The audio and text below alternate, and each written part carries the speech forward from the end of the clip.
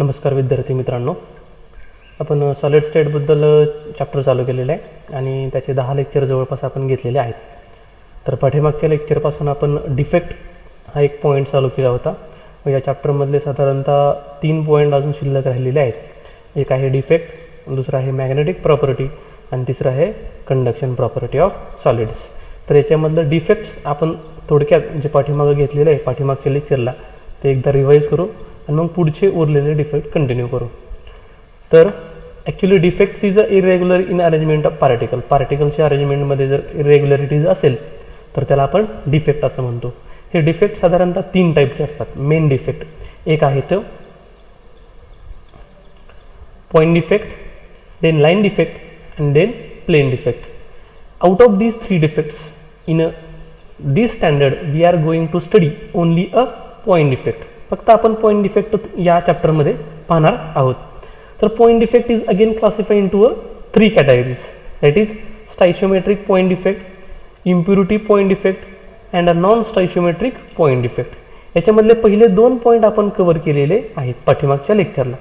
तर स्टायशियोमेट्रिक डिफेक्ट म्हणजेच कोणाला म्हणायचं की असा डिफेक्ट की ज्यामध्ये स्टायशियोमेट्री डिस्टर्ब होत नाही, सेम राहते, मेंटेन राहते, त्याला म्हणायचं स्टायशियोमेट्रिक डिफेक्ट. मग हे डिफेक्ट परत किती टाईपचे आहेत? ॲक्च्युली हे मेन 2 टाईपचे आहेत बघा. म्हणजे हे जे वरचे 2 दिसतात तुम्हाला, these are the defects which are found in elemental metals. जे इलेमेंटल मेटल्स आहेत किंवा इलेमेंटल सॉलिड्स आहेत त्यांच्यामध्ये हे सापडतात. आणि हे जे उरलेले 2 आहेत हे आयोनिक सॉलिड्समध्ये सापडतात. बघा, पहिला आहे वॅकन्सी डिफेक्ट. वॅकन्सी डिफेक्ट नावाप्रमाणे वॅकन्सी डिफेक्ट म्हणजे एखाद्या पर्टिक्युलर लॅटिस पॉईंटवरनं जर तो पार्टिकल मिसिंग नसेल तिथं उपस्थित तर त्याला म्हणायचं vacancy defect. Next self interstitial defect. Self interstitial defect कोणाला म्हणायचं? इंटरस्टिशियल या शब्दाचा अर्थ होतो भेगा. म्हणजे ज्या काही मधली रिकामी जागा आहेत त्या वॉइडमध्ये जर पार्टिकल येऊन बसला असेल तर त्याला म्हणायचं इंटरस्टिशियल डिफेक्ट. तिसरं एक स्कॉटकी डिफेक्ट आणि फ्रँकल डिफेक्ट. हे दोन्ही डिफेक्ट आयोनिक कंपाऊंडच्या बाबतीत सापडतात. म्हणजे ज्यांच्यामध्ये कॅटाईन आणि एनाईन असतात अशा कंपाऊंड्समध्ये हे डिफेक्ट सापडतात. Schottky defect is similar to vacancy defect. Schottky defect म्हणजेच काय? जर कॅटाईन आणि anion, both cation and anion miss their original sites, जर त्यांनी ओरिजिनल साईड्स त्यांची सोडलीच तर तिथे एक वॅकन्सी निर्माण होते, त्याला म्हणायचं स्कॉटकी डिफेक्ट. फ्रँकल डिफेक्ट म्हणजेच काय? Frenkel defect is a same as a interstitial defect. जर कॅटाईनने त्याची ओरिजिनल साईड सोडली, when cation leave their original site and occupies the interstitial side in the same crystal, then that type of defect is called as a Frankel defect. ठीक आहे. नंतर impurity defect आपण बघितला. Impurity means a foreign substance, foreign material Wien added in the host substance. जर जे host material आहे त्याच्यामध्ये जर काही फॉरेन पार्टिकल्स ॲड झाले तर त्याला आपण इम्प्युरिटी असं म्हणतो. तर इम्प्युरिटी परत 2 टाईपचे आहेत इम्प्युरिटी पॉईंट डिफेक्ट. एक सबस्टिट्युशनल इम्प्युरिटी डिफेक्ट आणि दुसरं इंटरस्टिशियल इम्प्युरिटी डिफेक्ट.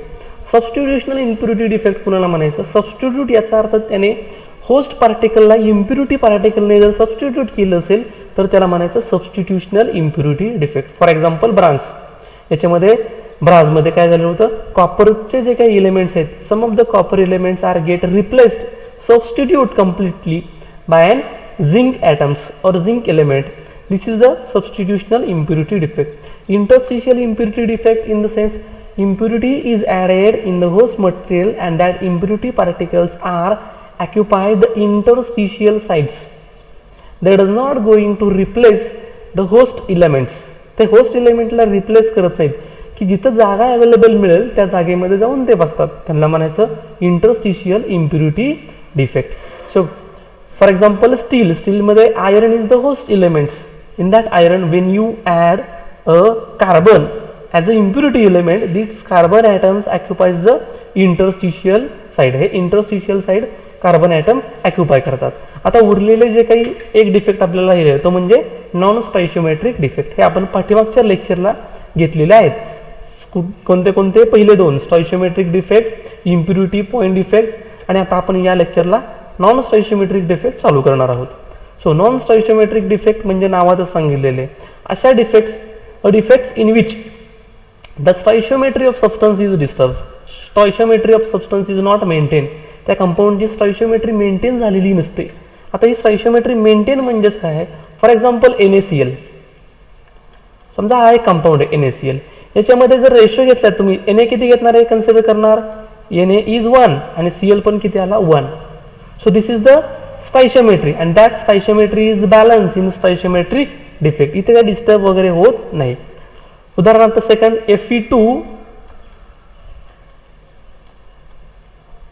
Fe2O3, इथं सोडियम आयर्न किती आलेले आहेत 2. The elements of iron are 2 and that of oxygen are 3. Ratio is 2:3. मग याच्यामध्ये कोणताही डिफेक्ट आला तर यांची स्टॉइशियोमेट्री काही केल्या बदलत नाही. म्हणजेच when there is a 2 atoms of iron, there must be a 3 atoms of oxygen. It's called as a stoichiometric defect. Non-stoichiometry means when there is a disturb in a stoichiometry. Here, suppose 2 instead of 2, if we found that the ratio of iron and oxygen is 2.01 as to 3, then the stoichiometry is not mentioned or not maintained, or 1.97 as to 3.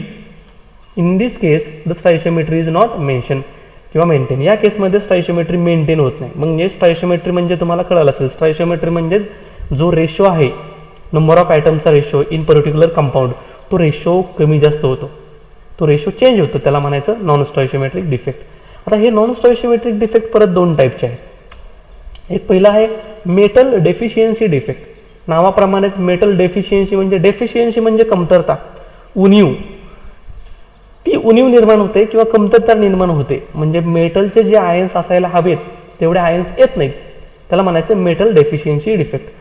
बघा consider करा, in this defect the possible in a compounds of metal shows variable oxidation state. हे कोणामध्ये दाखवतं की असे काही metals असतात की ज्यांच्यामध्ये व्हॅरिएबल ऑक्सिडेशन स्टेट सापडू शकते.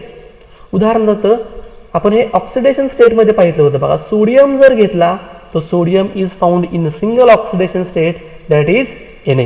सोडियम कधीही Na+ पेक्षा वेगळी ऑक्सिडेशन स्टेट दाखवत नाही. म्हणजे अशांच्या बाबतीत हा इफेक्ट दाखवणार का नाही, सांगितलं काय बघा, it is possible in a compounds of metal showing variable oxidation state. For example Fe is found in 2 different oxidation state, Fe2+ or Fe3+. Fe हा 2 ऑक्सिडेशन स्टेटमध्ये सापडतो, Fe2+ मध्ये पण सापडेल, Fe3+ पण सापडेल, किंवा क्रोमियम +3 मध्ये पण सापडेल, +6 मध्ये पण सापडेल. So these are the examples. म्हणजे अशांच्या बाबतीत हे जे काही कंपाऊंड्स आहेत यांच्या बाबतीत, अशा टाईपच्या मेटलच्या बाबतीत स्टॉइशियोमेट्रिक नॉन स्टॉइशियोमेट्रिक मेटल डेफिशियन्सी डिफेक्ट तुम्हाला सापडू शकतो. ठीक आहे. आता इथं नक्की होतं काय बघा, ज्यांच्यामधले पॉझिटिव्ह जे काही मेटल्स आहेत, ऑब्व्हियसली मेटल आयन्स जर झाले तर मेटलवरती पॉझिटिव्ह चार्ज असतो. यांच्यामधले काही मेटल्स त्यांची ओरिजिनल जागा सोडून देतात. ठीक आहे, यांची ओरिजिनल जागा सोडून दिली तर मग ही डेफिशियन्सी कशी भरून काढायची. Extra negative charge is balance. आता काय होतं बघा, याने जर पॉझिटिव्ह एलिमेंटने त्याची साईड सोडून दिली, तो जर तिथून निघून गेला तर ऑब्व्हियसली निगेटिव्ह चार्ज जास्त होतो. मग हा जो निगेटिव्ह चार्ज, एक्स्ट्राचा जो निगेटिव्ह चार्ज आलेला आहे, how to balance that negative charge, तो बॅलन्स कसा करायचा, तर दुसरा एखादा मेटल त्याच्या ठिकाणी येऊन बसतो की त्याची ऑक्सिडेशन स्टेट जास्त. In presence of cation some of the metals with higher oxidation state than that of missing metal. म्हणजे त्या जागेवरती ज्या काही मिसिंग जागा आहेत त्यांच्यावरती एखादा असा एलिमेंट येऊन बसतो, असा एक मेटल येऊन बसतो, म्हणजे त्याच जातीचा एलिमेंट, त्याच एलिमेंटचा एक मेटल की ज्याची ऑक्सिडेशन स्टेटमध्ये हायर असणार आहे. जसं की Fe2+ मिस झाला तर त्याच्याऐवजी कोण येणार, Fe3+ येणार. पण इथं काय होतं, स्टॉइशियोमेट्री बॅलन्स होते. आता इथं आपण एक्झाम्पलने पाहूया की इथं स्टॉइशियोमेट्री बॅलन्स कशी होते बाबा. बघा या एक्झाम्पलमध्ये तुम्हाला असं दिसेल, इथं this is a example of nickel oxide. हा निकेल ऑक्साईडचं एक एक्झाम्पल आहे. ठीक आहे, NiO. इथं ऑक्सिजनवरती आणि निकेलवरती दोघांच्या वरती सेम चार्ज आहे. निकेल किती आहे 1, ऑक्सिजन किती आहे 1, म्हणजे रेशो किती आहे 1:1. परंतु यांच्यामधला इथला एक निकेल निघून गेलेला आहे Ni2+, इथला एक Ni2+ निघून गेलेला आहे आणि इथला एक Ni2+ निघून गेलेला आहे. किती Ni2+ निघून गेले, 3 Ni+ निघून गेले. म्हणजे कमी किती चार्ज झाला, +6 एवढा चार्ज कमी झाला, रिड्यूस झाला. याचाच अर्थ +-6 चार्ज वाढलेला आहे. मग हा चार्ज बॅलन्स करायचा कसं. बघा फॉर एक्झाम्पल या कंपाऊंडमध्ये हा तुम्हाला एक क्रिस्टल लॅटिस दिसतात, याच्यामध्ये सगळे पार्टिकल्स निकेल आणि ऑक्सिजनने ऑक्युपाय केलेले आहेत. आता ही जे काय आहेत इथं काय दिसतंय बघा, डेफिशियन्सी ऑफ 3 निकेल्स, 3 निकेल 2+ आहेत, 1 2 आणि 3 हे रेड सर्कल केलेले आहेत ना, त्या ठिकाणावरनं 3 2+ NH निघून गेलेले आहेत. Is made up presence of 2 Ni3+. यांची जे काही डेफिशियन्सी आहे ही भरून कशी काढलेली आहे, तर त्यांचा जो चार्जची डेफिशियन्सी आहे ती भरून काढलेली आहे 2 Ni3+ ने. बघा 3 × 2 6, 2 × 3 6, म्हणजे चार्ज बॅलन्स झाला, परंतु नंबर बॅलन्स झालेत का, नाही. इथं किती निघून गेलेले आहेत, 3 निघून गेलेले, आणि त्यांच्याऐवजी किती जणांनी जागा ऑक्युपाय केली, 2च जणांनी. म्हणून बघा इथं आणि इथं या 2च ठिकाणी तुम्हाला निकेल दिसेल, इथं निकेल दिसणार नाही कारण त्याची चार्ज बॅलन्स झालेला आहे. मग इथं काय झालं, इथं डेफिशियन्सी निर्माण झाली. कोणाची डेफिशियन्सी, मेटलची डेफिशियन्सी निर्माण झाली. याला इम्प्युरिटी पण म्हणायचं नाही हा, याला इम्प्युरिटी का म्हणायचं नाही, तर हा जो मेटल आहे हे दोन्ही मेटल एकाच एलिमेंट आहे. कोणत्या एलिमेंटचे आहेत, निकेल या एलिमेंटचे. ठीक आहे, म्हणून याला काय म्हणायचं, मेटल डेफिशियन्सी डिफेक्ट. ठीक आहे, आता इथं रेशो काय बघा, इथं स्टॉइशियोमेट्री डिस्टर्ब झाली. असायला पाहिजे किती, मी इथं सांगितलेले 1:1 असायला पाहिजे इथं या एक्झाम्पलमध्ये. Ni1 आणि ऑक्सिजन पण 1, पण किती सापडतात, किती, Ni 0.97 आणि ऑक्सिजन 1.0 असायला पाहिजे 1, परंतु 1 पेक्षा कमी आली का, तर इथला जो काही सोडियम आहे, सॉरी निकेल आहे, तो इथं सापडत नाही. मग त्याच्याऐवजी त्याचा चार्ज या दोघांनी बॅलन्स केलेला आहे, म्हणून इथं डेफिशियन्सी ऑफ मेटल सापडतं तुम्हाला. तर मग समजलं डेफिशियन्सी कसं ओळखायचं, जर जे काही रेशो दिलेले आहे त्याच्यामध्ये रेशो जो एक्सपेक्टेड आहे त्याच्यापेक्षा जर कमी असेल तर त्याला म्हणायचं मेटल डेफिशियन्सी डिफेक्ट. सेकंड आहे मेटल एक्सेस डिफेक्ट. आता इथं काय होईल, नावाप्रमाणे मेटलची संख्या जास्त असेल, मेटल जास्त असेल म्हणजे एक्सेसमध्ये असेल. आता हा 2 मार्गांनी होतो. पहिला आहे न्यूट्रल ॲटम और एक्स्ट्रा पॉझिटिव्ह चार्ज आयन ऑक्युपायचं इंटरस्टिशियल पोझिशन. एखादा न्यूट्रल ॲटम असेल किंवा एक्स्ट्रा पॉझिटिव्ह चार्जवाला आयन असेल तर त्याने इंटरस्टिशियल पोझिशन जर ऑक्युपाय केलीच तर इथं मेटल एक्सेस डिफेक्ट निर्माण होतो. बघा या एक्झाम्पलमध्ये तुम्हाला दिसेल Zn सगळीकडे झिंक आहे, ZnO झिंकवरती +2 चार्ज, सगळ्या झिंकवरती +2 चार्ज, ऑक्सिजनवरती -2 चार्ज, सगळ्या ऑक्सिजनवरती -2 चार्ज. सगळ्या ठिकाणी झिंक ज्या ठिकाणी एक्सपेक्टेड आहेत सगळ्या ठिकाणी झिंक ऑक्युपाय झालेले आहेत, बरोबर. सगळ्या ठिकाणी झिंक दिसतात तुम्हाला, सगळ्या ठिकाणी ऑक्सिजन पण दिसतात. आता हा जो आलेला आहे त्याला आपण काय म्हणणार, एक्सेस. आणि हा कसा आहे, न्यूट्रल आहे, म्हणजे त्याला काही चार्ज बॅलन्स करायची पण गरज पडणार नाहीये.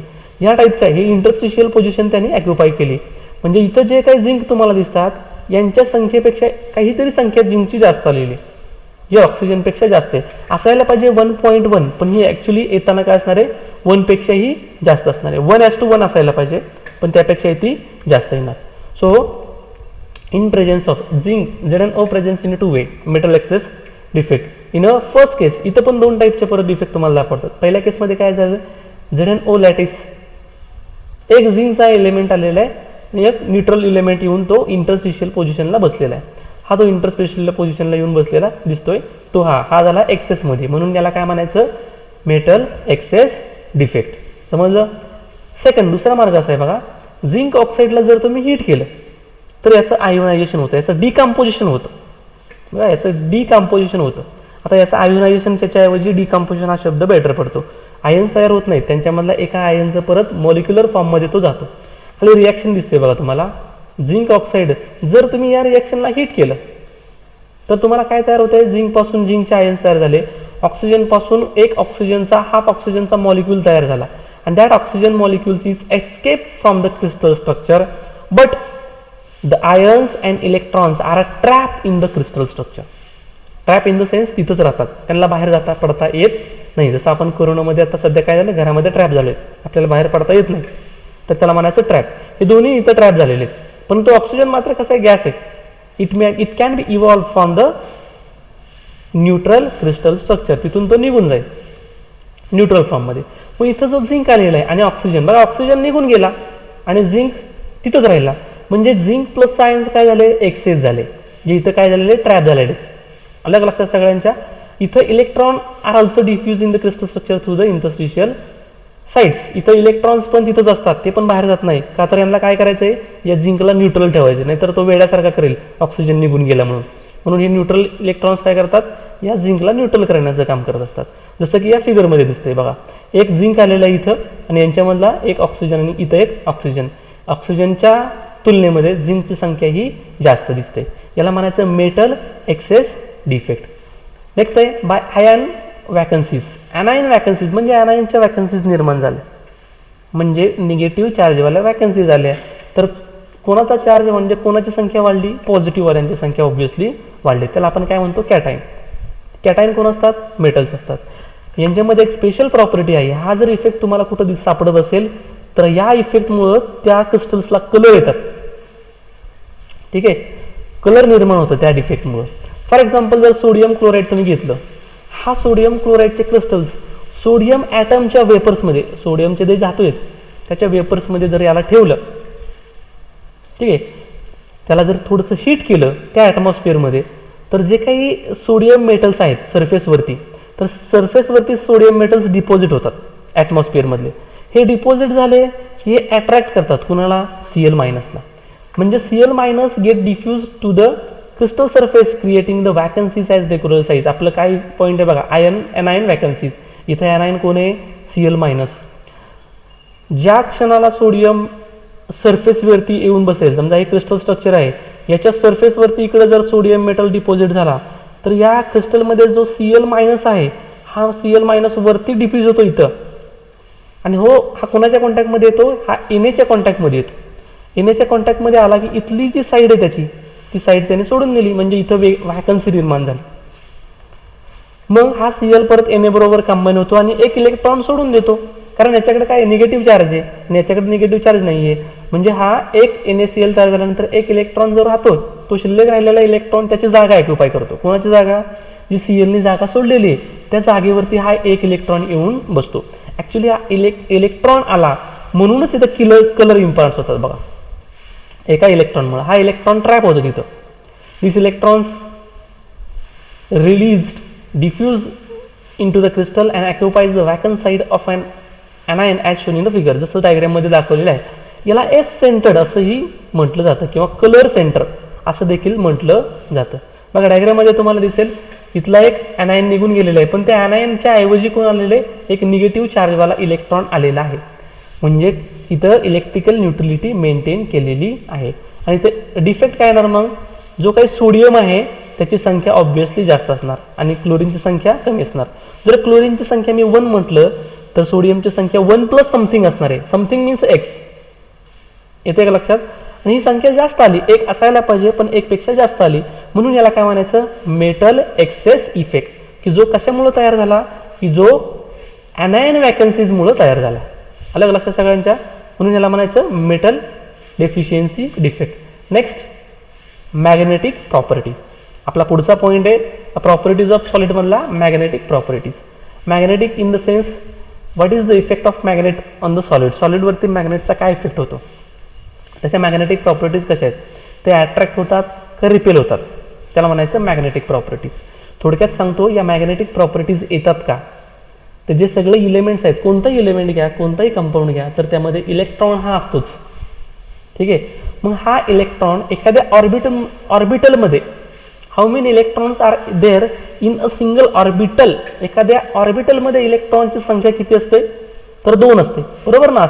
असं जर मी एक ऑर्बिट, म्हणजे आपण त्याला एक बॉक्स काढतो असं कन्व्हिनियंटसाठी, आपल्या कन्व्हिनियंटसाठी बोर्डवरती मांडण्यासाठी, असा जर एक तुम्ही ऑर्बिटल घेतलं तर त्याच्यामध्ये इलेक्ट्रॉनची संख्या किती असते, मॅक्झिमम 2 संख्या असते, विथ अन अपोजिट स्पिन, जे आपण अपोजिट डायरेक्शनच्या ॲरोने दर्शवतो. हा जो एक इलेक्ट्रॉन आहे तो क्लॉकवाईज डायरेक्शनने फिरतोय, दुसरा इलेक्ट्रॉन अँटी क्लॉकवाईज डायरेक्शनने फिरतोय. Electrons are tiny and they have a charge. ते लहान असतात, छोटे असतात आणि त्यांच्यावरती चार्ज असतो. They are rotating around its own axis. ते स्वतःच्या ॲक्सिस भोवती फिरत असतात. Hence electrons are tiny magnet and hence the magnetic properties impart in a solid. आणि म्हणून मॅग्नेटिक प्रॉपर्टी त्या सॉलिडमध्ये इम्पार्ट होते. बघा, एखादा इलेक्ट्रॉन जर सिंगल असेल, इथं पेअरिंगमध्ये आहेत, एखादा इलेक्ट्रॉन, एकच इलेक्ट्रॉन आहे एका ऑर्बिटमध्ये, तर तुम्ही तो असा दाखवणार अपवर्ड डायरेक्शनने, म्हणजे याची एकच स्पिन आहे, याची स्पिन कॅन्सल होत नाही, म्हणजे हा काहीतरी एक मॅग्नेटिक प्रॉपर्टी दाखवणार. इथं मात्र काय झालं, यांच्यामधलं एकाचं क्लॉकवाईज दुसऱ्याचं अँटी क्लॉकवाईज. याची जी काही मॅग्नेटिक मुवमेंट त्यांनी निर्माण केलेली आहे त्याच्या एक्झॅक्टली मॅग्नेटिक मुवमेंट यांनी निर्माण केलेली आहे, त्याला आपण इंड्यूस मॅग्नेटिक मुवमेंट असं म्हणतो. आणि ही दोघांना काय झालं, एकमेकांना कॅन्सल झाले. जर कॅन्सल झाले असेल तर तिथं मॅग्नेटिक प्रॉपर्टी दाखवत नाही. अलग लक्षात. So first magnetic properties are of 3 type, diamagnetic, paramagnetic and ferromagnetic. त्याच्यामधलं आपण डिटेलमध्ये पाहूया. पहिलं डायमॅग्नेटिक. आता डायमॅग्नेटिक सबस्टन्स कोणाला म्हणायचं, दोनच गोष्टी लक्षात ठेवायच्या. डायमॅग्नेटिक कधी असतं, ज्यावेळेस all the electrons in orbital are paired, सगळेचे सगळे इलेक्ट्रॉन पेअरिंगमध्ये असतील तर त्यांची मॅग्नेटिक मुवमेंट काय होते, एकमेकांना कॅन्सल होते. आणि दुसरं असं झाल्यामुळं काय होतं, मॅग्नेटिक प्रॉपर्टी कोणती दाखवतो तो, due to this the diamagnetic substances, diamagnetic solids are weakly repel in magnetic field. एवढे दोनच शब्द लक्षात ठेवा बघा. जे इलेक्ट्रॉन आहेत ते पेअर्ड असतात सगळेचे सगळे, अनपेअर्ड नसतो, आणि ते वीकली रिपेल करतात. मॅग्नेटिक फील्डमध्ये जर ठेवले तर ते रिपेल करतात. अलग लक्षात तुमच्या. ठीक आहे. ड्यू टू अनपॅरल, त्यांची स्पिन कॅन्सल होते, एकमेकांना अनबॅलन्स असते, त्यांची स्पिन इलेक्ट्रॉन हे बॅलन्स असतात त्यामुळे त्यांची स्पिन कॅन्सल होते आणि मॅग्नेटिक मुवमेंट ते दाखवतात. So for example N2, F2, NaCl, H2O. बघा NaCl आणि H2O बद्दल असं मी म्हणेल, समुद्राच्या पाण्यामध्ये मॅक्झिममली काय आहे, एक क्षार आहे कुठला, NaCl, आणि पाणी आहे H2O. These both are the repels, weakly repels in magnetic field. म्हणून जर चंद्र जवळ आला, चंद्राची जी मॅग्नेटिक फील्ड आहे, म्हणजे त्याला जर पौर्णिमा वगैरे असेल तर पौर्णिमाला चंद्र जवळ येतो, आणि जर चंद्र जवळ आला तर ते पाण्यावरती दाब निर्माण होतो, NaCl वरती, समुद्राच्या पाण्यावरती, आणि त्याच्यावरती दाब निर्माण होतो आणि पाणी एक्सपांड होतं. त्याला आपण भरती आला असं आपण म्हणतो. जर तो लांब गेला अमावस्याच्या वेळेस तर समुद्राचं पाणी थोडंसं आतमध्ये येतं, त्याला ओहोटी येणं असं म्हणतात, खोलवर पाणी जातं. तर हे दोन एक्झाम्पल तर लक्षात राहतील. इथं सगळेच्या सगळे इलेक्ट्रॉन पेअरिंगमध्ये असतात, म्हणून ही ते मॅग्नेटिक प्रॉपर्टी काय दाखवतात, they weakly repel in magnetic field. दुसरा आहे पॅरामॅग्नेटिक सबस्टन्स, जे आत्ता मी सांगितलेलं आहे त्याच्या एक्झॅक्टली अपोजिट असेल पॅरामॅग्नेटिक. पॅरामॅग्नेटिक कोणाला म्हणायचं, की ज्यांच्यामध्ये अनपेअर्ड इलेक्ट्रॉन असेल आणि जे वीकली अट्रॅक्ट करतात मॅग्नेटिक फील्डमध्ये. बघा अनपेअर्ड इलेक्ट्रॉन असणार आहेत आणि ते वीकली अट्रॅक्ट करणार आहे, म्हणजे त्यांच्यामध्ये असे अनपेअर्ड इलेक्ट्रॉन असतील. बघा समजा मी नायट्रोजन सारखा एलिमेंट घेतला, एलिमेंट म्हणतोय, मॉलिक्यूल नाही म्हणत मी, नायट्रोजन सारखा एक एलिमेंट घेतला तर मला असे अनपेअर्ड इलेक्ट्रॉन दिसतात बघा.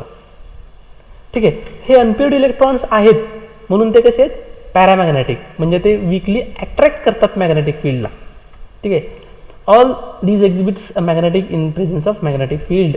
म्हणजे जर त्यांना असं टेम्पररीली मॅग्नेटाईज असं पण आपण म्हणू शकतो, जर मॅग्नेटिक फील्ड आली तरच ते मॅग्नेटिक प्रॉपर्टी दाखवतात, अदरवाईज ते मॅग्नेटिक प्रॉपर्टी दाखवत नाहीत. In the sense they are temporarily magnetise, ते टेम्पररीली मॅग्नेटाईज झालेले असतात. ठीक आहे. जर रिमूव्ह केली मॅग्नेटिक फील्ड की त्यांची मॅग्नेटिक प्रॉपर्टी पण रिमूव्ह होते. आणि त्यांचं एक्झाम्पल काय आहे, सगळ्यात महत्त्वाचं एक्झाम्पल हे बऱ्याच MCQला विचारलं जातं, ऑक्सिजन इज पॅरामॅग्नेटिक. आणि याच्याबद्दल आपण MOT ही एक मॉलिक्युलर ऑर्बिटल थिअरी पाहिली होती 11वीला, नेचर ऑफ केमिकल बॉन्ड किंवा केमिकल बॉन्ड या चॅप्टरमध्ये. तर तिथं तुम्हाला ऑक्सिजन पॅरामॅग्नेटिक का आहे तर त्याचं जर मॉलिक्युलर स्ट्रक्चर ऑर्बिटल डायग्राम मांडली तुम्ही तर तिथं 2 अनपेअर्ड इलेक्ट्रॉन सापडतील आणि म्हणून ऑक्सिजन हा पॅरामॅग्नेटिक इन नेचर आहे. Cu2, Fe2-3 आणि Cr3+, हे सगळे आयन्स आहेत की त्यांच्यामध्ये अनपेअर्ड इलेक्ट्रॉनची संख्या ही आहे, म्हणून त्यांना आपण काय म्हणणार, paramagnetic in nature. Ferromagnetic, last type. Ferromagnetic कोणाला म्हणायचं तर फेरोमॅग्नेटिक म्हणजेच it's a type of paramagnetic. हा पॅरामॅग्नेटिकचा टाईप आहे, परंतु थोडी पुढची स्टेज आहे. म्हणजे ferromagnetic is also attract in magnetic field, but they are strongly attracted in magnetic field because they contains large number of unpaired electrons. एक लक्षात ठेवायचं, as the number of unpaired electron increases the attraction increases. Number of unpaired इलेक्ट्रॉनची संख्या वाढली की ते attraction वाढतं. इथं large number of unpaired electrons आहेत म्हणून strongly attracted by magnetic field. आणि यांच्या बाबतीत दुसरी गोष्ट अशी आहे, दे are magnetise even in a absence of magnetic field. Magnetic field नसली तरी ते मॅग्नेटिक प्रॉपर्टी दाखवतात. आपण लोखंडापासूनच मॅग्नेट तयार करतो बघा, रबिंग करत राहणं एका पर्टिक्युलर डायरेक्शनने आणि काही वेळानंतर तुम्हाला त्याच्यामध्ये परमनंटली मॅग्नेटिक झालेल्या प्रॉपर्टीज सापडतील. म्हणजे जे काही फेरोमॅग्नेटिक सबस्टन्सेस आहेत ते त्यांच्यामध्ये लार्ज अनपेअर्ड इलेक्ट्रॉन असतात आणि त्यांच्यामध्ये they are attracted, strongly attracted in magnetic field. म्हणजे यांचं अट्रॅक्शन थोडंसं पॅरामॅग्नेटिक सबस्टन्सपेक्षा थोडं जास्त असतं. आणि हे परमनंटली मॅग्नेटाईज असतात, म्हणजे जरी मॅग्नेटिक फील्ड तुम्ही रिमूव्ह केली तरी यांच्यामधनं मॅग्नेटिक प्रॉपर्टीज जात नाही. And these are the some examples of ferromagnetic substances like iron, cobalt, nickel, gadolinium and CrO2. So here we have completed our magnetic properties impurity. याच्यामध्ये example लक्षात ठेवा आणि एकदम सोप्या भाषेमध्ये 2-3 पॉईंट जर तुम्ही कम्पॅरेटिव्हली केलेच हे तिन्ही पॉईंट मॅग्नेटिक प्रॉपर्टीचे, तर लक्षात ठेवायला फारसं काही अवघड नाही आहे. डायमॅग्नेटिक कोणाला म्हणायचं, अनपेड इलेक्ट्रॉन नसतात, सगळे पेरिंगमध्ये असतात आणि वीकली रिपेल करतं. पॅरामॅग्नेटिक कोणाला म्हणायचं, अनपेड इलेक्ट्रॉन असतात आणि ते weakly attracted in magnetic field. आणि ते कसे आहेत, they are not permanently magnetise. Ferromagnetic मात्र लार्ज अनपेड इलेक्ट्रॉन असतात, स्ट्रॉंगली अट्रॅक्टेड आणि परमनंटली मॅग्नेटाईज. बघा इथं शब्द आलेला आहे, त्यांच्यामध्ये मॅग्नेटिक प्रॉपर्टी परमनंटली असते. So it's a ferromagnetic substances. Okay, thank you. थांबूया आपण इथं.